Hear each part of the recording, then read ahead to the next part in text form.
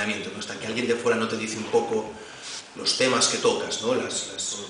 Tu estilo, no sé qué, pues uno no es consciente.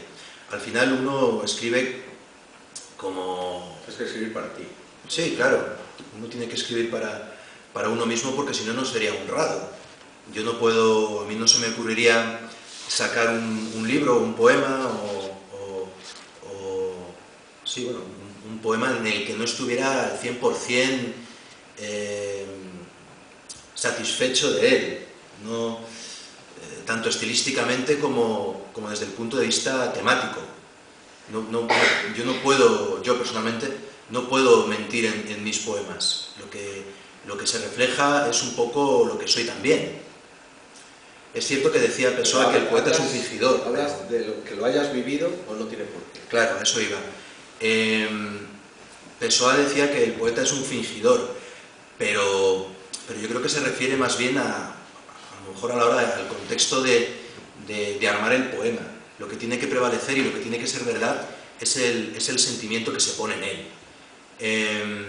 Que lo hayas vivido o que no lo hayas vivido, no sé, no creo que sea la narración, o sea, la narrativa no lo has vivido, o sea, es inventado, es una ficción. Esto es un artificio, el poema es un artificio, ¿no? Se utiliza un lenguaje artificioso para crear una composición poética con un determinado estilo, etcétera, ¿no? Entonces, yo creo que lo que tiene que tener de verdad el poema es el sentimiento. Luego puedes construirlo a base de artificios. ¿Te leo alguno? Bueno, mira, os leo alguno. Hablaba yo de esas cosas pequeñas que me pueden servir para armar un poema y hablar de cosas a lo mejor más... Aquí hay uno que se titula Heridos los ojos. Si me vuelvo transparente cuando observo la lluvia, es porque el agua limpia mis ojos. Me ruborizo al pensar en la vida como una hipótesis que se va construyendo decisión tras decisión. Abrir los ojos hacia adentro es perder la intimidad. Terminada la tormenta, sé muchas más cosas de mí.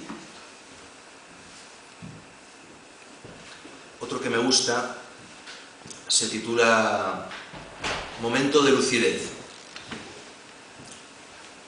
De repente, esa isla de plástico que existe en mitad del Pacífico, y rápido, convierto sus envases apilados en sinónimo de la muerte.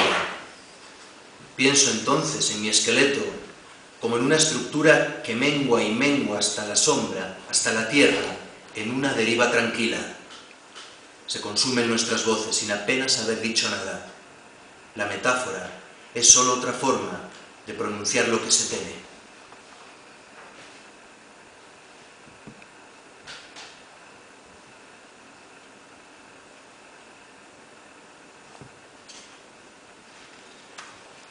Este poema que voy a leer ahora es cortito. Mis poemas no son muy largos, excepto el primero que he leído, que es de otro libro, otro proyecto.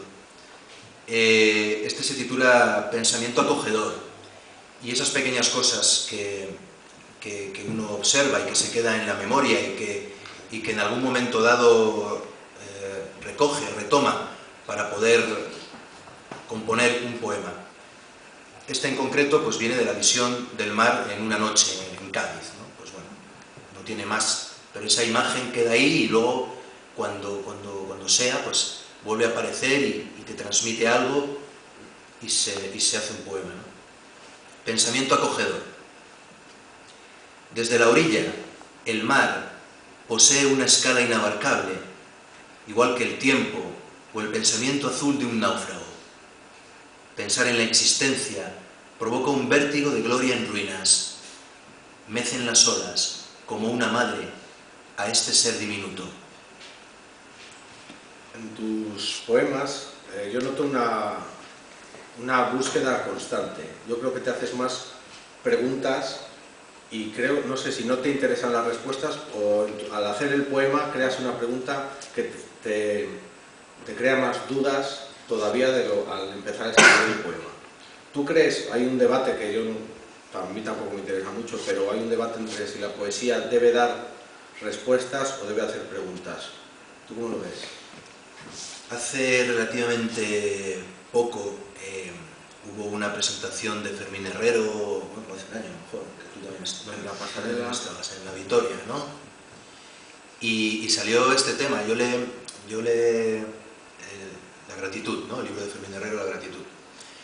Y luego le preguntábamos ahí charlando, y yo le decía que si la poesía se acercaba o tenía vínculos con la filosofía en cuanto al hecho de proponer preguntas y que las respuestas pues siempre estaban ahí en el alero, ¿no? Y él decía, la otra vertiente, ¿no?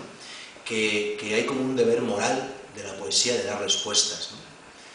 Entonces, no sé, es un debate un poco complicado, ¿no? Yo en concreto ahora estoy escribiendo más bien en base a preguntas sin encontrar respuestas, ¿no? Quizás el tipo de poesía que haga otra gente se perfile mejor para encontrar respuestas, o quizás las tengan más claras. La respuesta no la tiene que dar el lector, si la quiere dar o simplemente quedarse en la pregunta. Eso tendría que ser. Yo creo que cuando se escribe un libro de poemas o literatura en general, o el arte en general, en cuanto sale de tus manos, deja de ser tuyo y queda muy amplia la interpretación que se hace de ella, ¿no? El poeta puede dar un punto de vista, pero creo yo no debiera ser tenido como algo absoluto, porque al fin y al cabo nosotros somos un ser humano más, no tenemos ninguna verdad absoluta sobre el resto de las personas, ¿no? Es un debate interesante. Yo en mi caso ahora estoy más bien con las preguntas, porque, bueno, pues no sé, por lo que sea, estoy en una época de mi vida que me gusta la filosofía, o bueno, trastear con estas preguntas filosóficas, y estas preguntas no tienen respuestas, ¿no? Si yo hablo de la muerte, es una constante reflexión sobre el mismo tema, pero que ha ocurrido desde siempre, desde que el ser humano es humano, viene dándole vueltas a los mismos temas, ¿no? Y eso es un poco también... Sigue sin encontrarse las respuestas. Y ni se encontrarán. Y pues esperemos que no se encuentren. No tienes la obligación de dar respuestas a nada. No, yo creo que no. Quien las dé, pues bien, ¿no? Si esas respuestas de algún escritor sirven, serán tenidas en cuenta. Serán tenidas en cuenta y lo contaremos. La tristeza, noto que pasa por muchos de tus poemas, pero también como un poco de puntillas, ¿no? Como no queriendo amargar un poco al lector. ¿Tú crees que el poeta tiene una inclinación a la tristeza, por norma general? ¿Una mayor sensibilidad? ¿O no tiene por qué? Bueno, ¿se puede ser un capullo de escribir una buena poesía con sentimiento? Sí, claro, por supuesto. ¿Sabes de muchos casos que no vas a decir? Sí, será uno. Bueno, la tristeza, me preguntaban hace un mes o dos en Viloria, que fui allí a leer, que si me encontraba cómodo, que del 1 al 10, que en qué escala me encontraba cómodo con la tristeza a la hora de escribir. Y de esto que dices, joder, y le di un 6, ¿no? Sí, me encuentro cómodo en este ambiente melancólico, nostálgico, a la hora de hacer mi poesía. Es una poesía en la que en muchas partes se habla del pasado, se habla de esa segura pérdida de todo lo que tenemos, y por lo tanto es una mirada nostálgica a aquello que voy a perder, o aquello que se pierde, o bien la memoria, o bien ya pensando, adelantando, anticipando mucho la finitud del ser humano, ¿no? Yo admiro a los poetas que pueden o que saben hacer poemas con humor o con ironía o con... Pero está mal vista la poesía, ¿no? El humor. Bueno, pero es posible que esté mal vista porque parece que pierde seriedad, ¿no? Parece que pierde seriedad. Pero yo creo que también hay que romper moldes y romper los esquemas de buscar siempre la tristeza. Yo no me tapo los oídos cuando oigo a un poeta que cuenta las cosas de forma distinta a mí. De hecho, la poesía tiene que servir precisamente para entender que cada uno somos